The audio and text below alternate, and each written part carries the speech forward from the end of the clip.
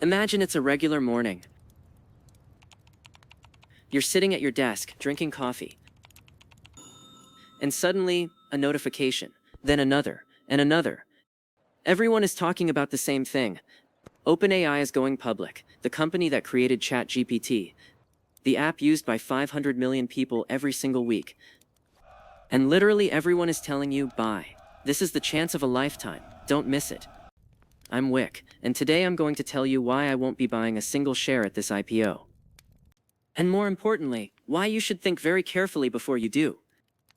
Let's be honest about something first. OpenAI is not a joke. ChatGPT has 500 million weekly users. The company filed for its IPO in June 2026. Its valuation, $852 billion. That's not a typo, $852 billion. For context, that's bigger than Walmart, bigger than JP Chase, bigger than every major bank in Europe combined. The excitement is real, the technology is genuinely impressive, and the people who want to invest are not stupid. So why am I skeptical? Because I've seen this story before. And it almost always ends the same way. Regular people lose money, and Wall Street walks away with theirs. Here's something they don't teach you in school.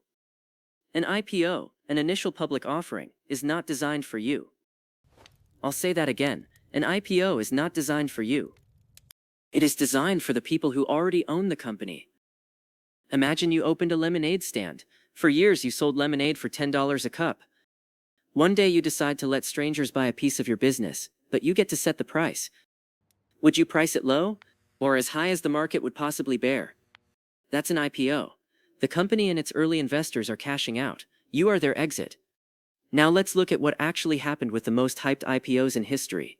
Facebook, 2012. Everyone called it the social network of the century. The IPO priced at $38. Within 3 months, $17, a 55% drop. People who bought on day one waited over a year just to break even. Uber, 2019, priced at $45, fell to $26 within 6 months. Investors lost 40% before Uber ever turned a profit. Snap, 2017, opened at $24. By 2018, $5, an 80% collapse. Do these sound like the investment opportunities of a lifetime? The pattern repeats every single time. Great company, massive hype, overpriced at launch, sharp drop, years of waiting to recover. The technology was real, the companies survived, but investors who bought on IPO day, they paid for everyone else's excitement. Now let's talk about OpenAI's actual financials, because this is where it gets uncomfortable. OpenAI is projected to burn through $14 billion in 2026. $14 billion. The company is not expected to break even until at least 2030, maybe later. That means for at least 4 years after the IPO, the company will spend more than it earns. Now, that's not automatically a death sentence. Amazon lost money for years before dominating the entire planet. But Amazon's losses funded warehouses, logistics, real infrastructure. OpenAI's losses are funding what, exactly? AI models are extraordinarily expensive to train and run. Every ChatGPT query costs OpenAI real money. More users means more costs, not automatically more profit. And here's the risk almost nobody is talking about: competition. OpenAI is not the only AI company in the world. Google has Gemini, Meta has Llama, and they give it away for free. Anthropic, Apple, Microsoft, Amazon, all of them are pouring billions into artificial intelligence.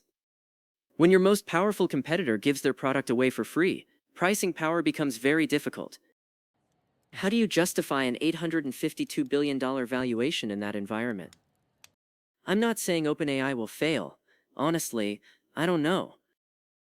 But paying $852 billion for a company losing $14 billion a year, in a crowded market, with no guaranteed moat, that's not investing, that's hoping. But here's the hardest part of this conversation. Even if you understood everything I just said, the overvaluation, the losses, the competition, you might feel it. That feeling has a name: FOMO, fear of missing out. And it is one of the most powerful forces in investing, more powerful, often, than logic. Our brains are not wired for investing, they're wired for survival.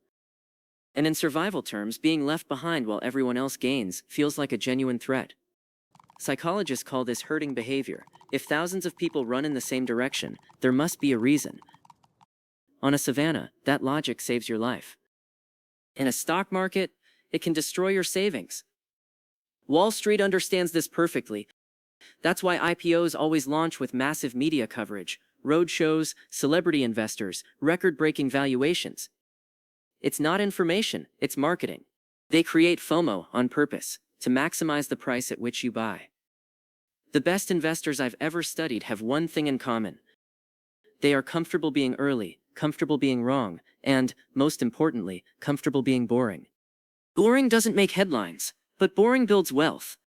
So, you still want to invest in AI, what should you actually do? 3 things, and none of them involve buying OpenAI on IPO day. Number 1. Wait. History shows that almost every major tech IPO has a better entry point 6 to 12 months after launch. The hype fades, lockup periods expire, early investors sell, the price corrects. If OpenAI is genuinely worth $852 billion in 2030, it will still be worth owning in January 2027.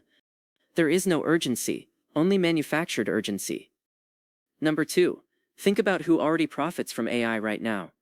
Every AI model, including every ChatGPT query, runs on chips made by NVIDIA, on servers powered by electricity, in data centers owned by real estate companies, in cloud infrastructure. These businesses are already profitable, already proven, and they benefit from AI growth regardless of who wins the race. Sometimes the smarter play isn't to bet on who wins the gold rush. It's to own the company that sells the shovels. Number 3. If you do buy, size it like a lottery ticket. There are investors who made fortunes buying early-stage tech IPOs. It happens. But the ones who survived and built real wealth, they never bet more than they could afford to lose entirely. If you want exposure to OpenAI, allocate 1 to 2% of your portfolio. Money that, if it went to zero tomorrow, would not change your life. Because it might go to zero, or it might 10x. The honest answer is, nobody knows. And anyone telling you otherwise is selling something. I'm not saying OpenAI is a bad company. I'm not saying AI is a bubble. I'm saying a good company and a good investment are not the same thing. The best investment is one you make with clear eyes, with honest numbers, with a plan you can live with when the market does what markets always eventually do, and goes down. Wick's job isn't to tell you what to buy, it's to light the path so you can see clearly. The rest is up to you. Next week, Anthropic is also preparing to go public. Same question, very different company. I'll walk through exactly how their numbers compare to OpenAI's, and whether the story is different. Subscribe so you don't miss it. And if this video made you think differently about IPOs, share it. I'm Wick. Stay curious, stay skeptical, and keep your flame burning. Thank you for watching, friends. I'm Wick, the Candleman. Stay smart, stay safe, and I'll see you in the next video.